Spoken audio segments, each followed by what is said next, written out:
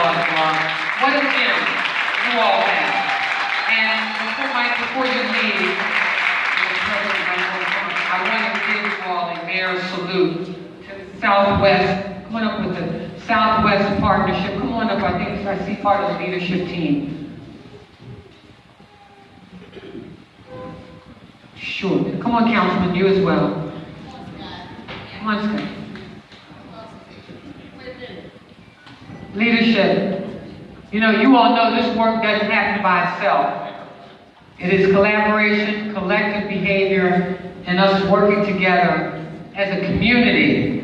You know, this is actually, I'm not reading the citation. This is actually one of the most active community organizations in the city. You all really get it. It really is about collaboration. Please give yourselves another big, huge round of applause.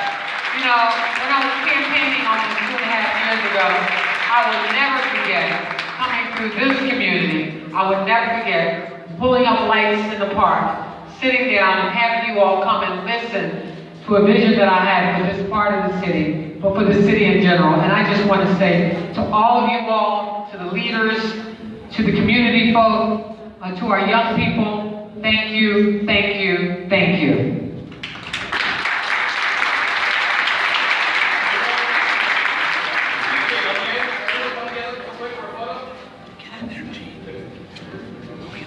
It's blocking everybody out. 3, 2, 1. One more. Thank you.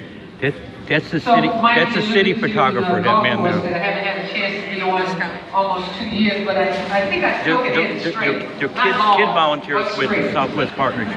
And so it's a good thing because what happens is, I tell folks, I said, by the time those guys get through whacking that ball left and right, bragging about how long they can hit it, by the time they get there, I'm already up to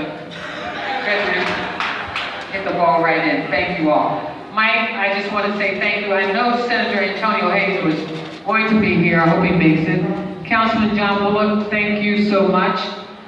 This Southwest Partnership, as I pointed out, is a very, very strong organization. But I wanted to talk about some of the things that we're doing to help and enhance. Chris Ryder, can you stand up for a second?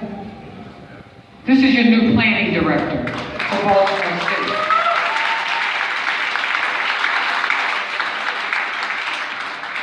Let me just say, we've got some talented people working for the city, but one of the things I think is really important is that you look inside of the city.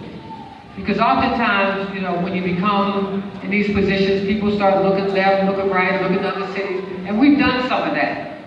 But when you got good, talented people in your own city, Chris, thank you for joining our administration. So, we've been working with the 7 neighborhoods of the Southwest Partnership, and I cannot be more proud. I think we filed over 135 up-to-date vacant properties to be transformed in this community. The ceremonial groundbreaking that took place, I believe that was September, $2.5 million for the B&O Railroad Museum for the Stables. And yeah, I think that deserves it. It gives us some more presence in our neighborhood. The Central West ribbon cutting, some 262 apartments in this area. But let me just say, and then the PO homes, I don't know if you all are aware of the PO homes planning grant, a HUD application for $30 million to help us transform PO homes. Don't go any further. So one of the things that I committed to when I became mayor, first let me go back, because one of the things I like to talk about first is, I always call it the elephant in the room, and that's crime. We still have too many illegal guns on the streets of our city, you all. Illegal guns killing people in our city. The individuals who come in contact with the criminal justice system in this city have been in contact with the criminal justice system 9 to 11 times. That's 89% of the crimes being committed in our city. And I know that when we had a hearing in the city council, we couldn't get the votes to get illegal guns off of the streets of our city.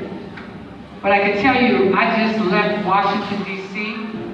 at the U.S. Conference of Mayors, and I implore you all to see what's going on around other cities in this nation. New York City, one of the safest cities in this country. It is illegal to carry an illegal gun. There are consequences for your actions. Boston, the same thing. And you know, people, and everybody's talking about strengthening background checks. That's not where illegal guns come from. We don't have gun shops in Baltimore. You got people pulling up with cars, lifting up the hood and saying, how much, which one do you want to buy? Just a few weeks ago, we had a 2-year-old bullet grazed, father of the son shooting at his girlfriend's new boyfriend and shot his own son. On Emerson Avenue, a man running his business, 11 children, they walked in and shot him in his head, didn't even turn around and look at him, and he bled out and died. It is unacceptable, and we have to apply the pressure to get illegal guns off of our streets. This is not about the mass incarceration of